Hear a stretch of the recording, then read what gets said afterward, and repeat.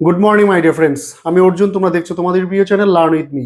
তো আজকে তোমরা যারা প্রাইমারিতে চাকরি করছো 2016 সাল থেকে যারা রিক্রুটমেন্ট পেয়ে চাকরি করছো তাদের জন্য আজকে ভিডিও খুবই স্পেশাল, বিশেষ করে ইন সার্ভিসদের জন্য। আর যারা রিজার্ভেশনে রয়েছে তাদের জন্য অবশ্যই আপডেট রয়েছে কিছু, তোমরা কেউ স্কিপ করবে না। 2014 সালের যারা টেট দিয়েছিলে তারাও প্রত্যেকে দেখবে, ঠিক আছে? বেশ কিছু আপডেট রয়েছে যেগুলো তোমাকে দেখতে হবে, ঠিক আছে? তো আজকের যেটা আলোচনার বিষয় সেটা হচ্ছে গিয়ে 2016 সালে রিক্রুটমেন্ট হয়েছিল প্রায় 42,949টি সিটে প্রাইমারি শিক্ষক। সেক্ষেত্রে প্রায় 32,000 যারা ইন সার্ভিসের মধ্যে রয়েছে, অভিজিৎ গাঙ্গুলি অর্থাৎ প্রাক্তন বিচারপতি অভিজিৎ গাঙ্গুলি সেক্ষেত্রে কিন্তু বেশ কিছুদিন আগে প্রায় 32,000 ক্যান্ডিডেটকে ইন সার্ভিসকে চাকরি থেকে বাতিলের একটা নির্দেশ দিয়েছিলেন। সেটার আপডেট তোমাদের আজকে তুলে ধরবো। যারা ইন সার্ভিস রয়েছে তারাও দেখবে, যারা রিজার্ভেশনের মধ্যে রয়েছে তারাও অবশ্যই দেখবে। প্রত্যেক জায়গাটা সঙ্গে থাকবে, শেষ পর্যন্ত দেখবে। বেশ কিছু গুরুত্বপূর্ণ আপডেট রয়েছে তোমাদের জন্য। চলো আজকের আলোচনার যেটা মূল বিষয়বস্তু, প্রাইমারি রিক্রুটমেন্ট 2016 অর্থাৎ 2016 সালে যে রিক্রুটমেন্টটা শুরু হয়েছিল প্রাইমারিতে, এর এর টেট পরীক্ষাটা হয়েছিল 2014-তে কিন্তু, ঠিক আছে? তোমরা সকলেই জানো, তবুও বলে দিলাম। 2014 সালে টেট হয়েছিল, 2016 সালে রিক্রুটমেন্টটা হয়। এক্ষেত্রে প্রায় 42,949টি সিটে তোমাদের রিক্রুটমেন্ট শুরু হয়, ঠিক আছে? তারপরে আরো ধাপে ধাপে রিক্রুটমেন্ট হয়েছিল।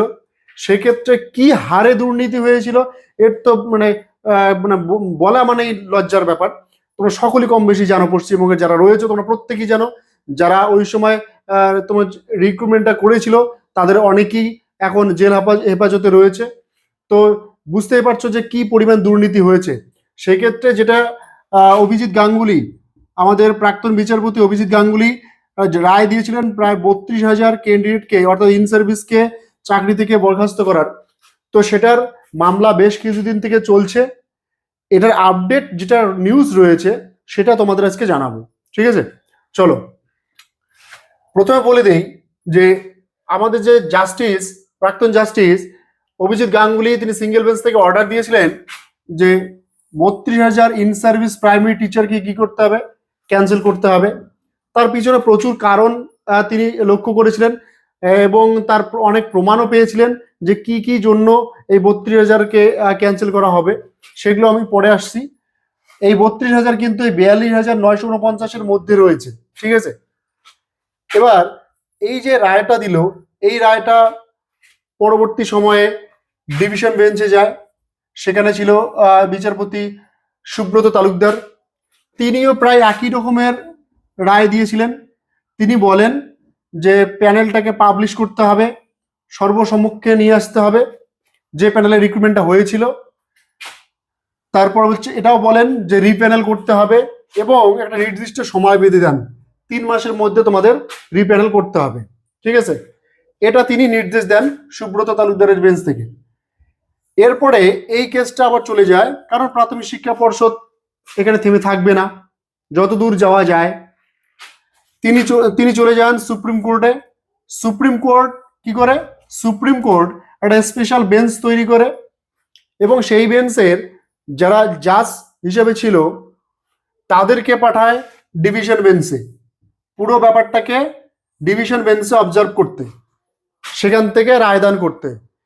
সেই কথা মতো সেই বেঞ্চ, স্পেশাল বেঞ্চ ডিভিশন বেঞ্চে আসে এবং বেশ কিছুদিন আগে তোমাদের একটা শুনানি হয়েছিল। সেক্ষেত্রে নেক্সট একটা হিয়ারিং এর ডেট দেয়। সেখানে সেই ডেটে কি হবে সেটা একটা আপডেট রয়েছে, সেটা আমি জানাবো একটু পরেই। তার আগে তোমাদের বলে দেই যে সুপ্রিম কোর্ট যখন ইন সার্ভিসদের নিয়ে কথা বলছিল যে তাদের চাকরিটা কেন বাতিল হবে, কেন 32,000কে ক্যান্সেল করা হবে, একইভাবে ওই সময় যারা পিটিশনার ছিল অর্থাৎ ইন সার্ভিস যারা ছিল তারাও একই কথা বলে যে কলকাতা হাইকোর্টের সিঙ্গেল বেঞ্চ, ডিভিশন বেঞ্চ কোথাও আমাদের কথা শোনা হয়নি। আমাদের কথা না শুনে তারা একতরফা রায় দিয়েছিলেন, যার জন্য আমরা সুপ্রিম কোর্টে চলে আসি।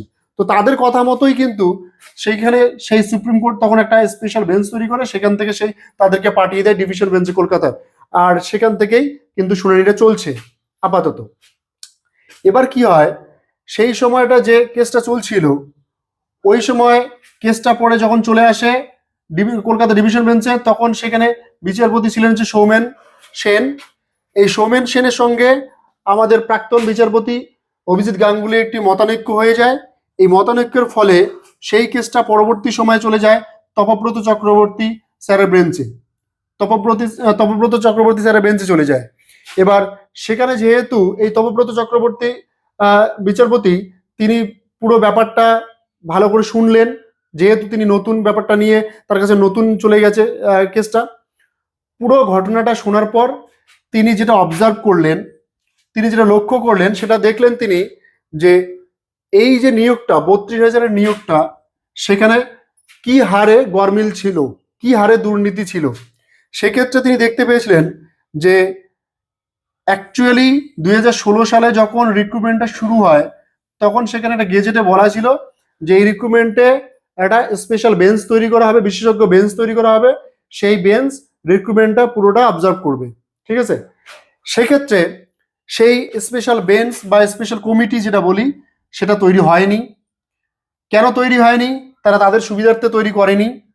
সেই সময় প্রাথমিক শিক্ষা পর্ষদের সভাপতি মানিক ভট্টাচার্য তিনি এবং যে ব্যক্তি ওএমআর শিট দেখাশোনার দায়িত্বে ছিলেন এস বাসু রায়, তিনি এরা দুজন মিলে সেই প্যানেলটাকে ঠিক করে, অ্যাকচুয়ালি এরা দুজন মিলেই এস বাসু রায় পুরো প্যানেলটাকে তৈরি করে মানিক ভট্টাচার্যের হাতে তুলে দেয়। এবং সেখানে যে লিস্ট বা প্যানেলটা তৈরি হয়, সেটার মধ্যে কি হারে দুর্নীতি হয়েছিল তোমরা কম বেশি প্রত্যেকেই জানো। সেখানে কোনো অ্যাপটিটিউড টেস্ট হয়নি। অনেক স্টুডেন্ট যারা ছিল, যারা চাকরি প্রার্থী, এখন যারা চাকরি করছে 32,000-এর মধ্যে, যেটা লক্ষ্য করা যায়, কেন বাতিল করতে বলেছিল অভিজিৎ গাঙ্গুলি? কারণ তিনি লক্ষ্য করেছিলেন এই 32,000-এর মধ্যে যারা রয়েছে তাদের অ্যাকচুয়ালি তিনি একটা ইন্টারভিউ নিয়েছিলেন ভিডিওগ্রাফির মাধ্যমে। সেখানে বেশ কিছু ক্যান্ডিডেট তাদের স্বীকারোক্তি পর্যন্ত করেছিল যে না, তাদের কোনো অ্যাপটিটিউড টেস্ট হয়নি বা ক্লাস ডেমনস্ট্রেশনটা হয়নি। কিন্তু অ্যাকচুয়ালি সেই সময় রিক্রুটমেন্টের সময় ইন্টারভিউ ছিল 5 নাম্বার, ক্লাস ডেমনস্ট্রেশনের উপর ছিল 5 নাম্বার। তো কোনো ক্যান্ডিডেট যদি ক্লাস ডেমনস্ট্রেশন না করে, তাহলে তার 5 নাম্বারটা পাওয়ার কথা নয়। তারপরেও সেখানে কিন্তু সেই ক্যান্ডিডেট ইন্টারভিউয়ের মধ্যে দেখো 4 পেয়েছে, ক্লাস ডেমনস্ট্রেশনের মধ্যেও সেখানে 4 পেয়েছে। তো এই যে 4টা পেলো, এই 4টা কোথা থেকে পেলো? সেই পরীক্ষাটাই তো তার হয়নি, এটা ম্যাটার। তো এইগুলো বিভিন্ন দিক রয়েছে। তারপর তোমার হচ্ছে যে জিনিসগুলো ছিল, সেটা হচ্ছে গিয়ে পেন্সিল ইউজ করেছিল সেই সময়, যে মার্কগুলো দেওয়া হয়েছিল সেই সময় পেন্সিল ইউজ করেছিল, যাতে তারা তাদের মতো করে নাম্বারটা চেঞ্জ করতে পারে। পেন্সিল ইউজ করেছিল। রিজার্ভেশন যে রুলস ছিল গেজেটের মধ্যে 2016 সালে যে রিজার্ভেশন রুল ছিল, সেই রুলকে একদম মান্যতা দেয়নি। এই সমস্ত কারণে কিন্তু অ্যাকচুয়ালি অভিজিৎ গাঙ্গুলি 32,000 প্যানেলকে ক্যান্সেল করতে চেয়েছিলেন, অর্ডারও দিয়েছিলেন।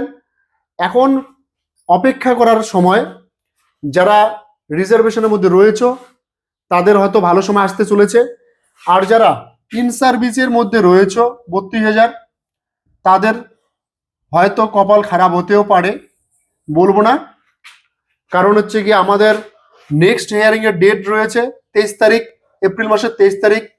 এই নেক্সট হিয়ারিংটা হবে, তারপর মোটামুটি একটা আপডেট পাওয়া যাবে। এই হিয়ারিং হলে আমরা মোটামুটি একটা আপডেট পেয়ে যাব যে ইন সার্ভিসদের চাকরি অ্যাকচুয়ালি 32,000 চাকরি যাচ্ছে নাকি রয়েছে, আর যারা রিজার্ভেশনের মধ্যে রয়েছে তারা কতটা সুযোগ পাচ্ছ, এটা নিয়ে তখন একটা আলোচনা করা যাবে। তো আজকের আপডেটটা এটুকু পর্যন্তই। ভালো লাগলে অবশ্যই চ্যানেলটাকে সাবস্ক্রাইব করে বেল আইকনটাকে প্রেস করে দিবে, লাইক করবে, কোনো প্রশ্ন থাকলে কমেন্টে কমেন্ট করবে। বাজে কমেন্ট বা ভুল কমেন্ট কেউ করবে না। পেজ থেকে দেখলে অবশ্যই পেজটাকে ফলো করে সঙ্গে থাকবে। চলো দেখা যাচ্ছে একটা নেক্সট ভিডিওতে।